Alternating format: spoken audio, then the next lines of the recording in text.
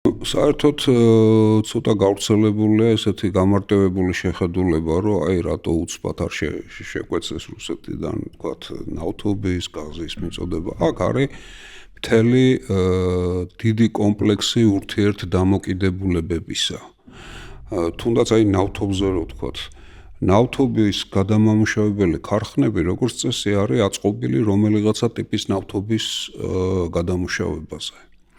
მათ შორის რუსული ნავთობის გადამუშავებაზე და როდესაც თქვათ რუსული ნავთობი არ მიეწოდება, სხვა ნავთობით ის ვერ იმუშავებს ისეთივე ეფექტიანობით და მას დაჭირდება რაღაც გადაწყობა ასე შემდეგ.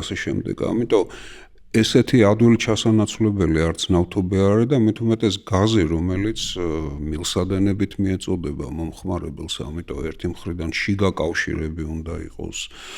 ჯერ ერთი მერე საიდან უნდა მიაწოდო, ხა ეს არის 40% იყო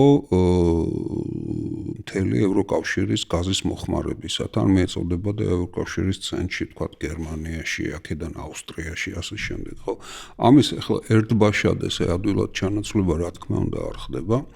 რაც შეეხება უკრაინის გავლით მიწოდებას, მართლაც 2024 წლის ბოლოს შეწყდა მიწოდება. მაგრამ რუსეთი დღეს მაინც აწვდის ევროკავშირს გარკვეული რაოდენობის გაზს, ეს არის ეგრეთ წოდებული თურქული ნაკადის გავლით.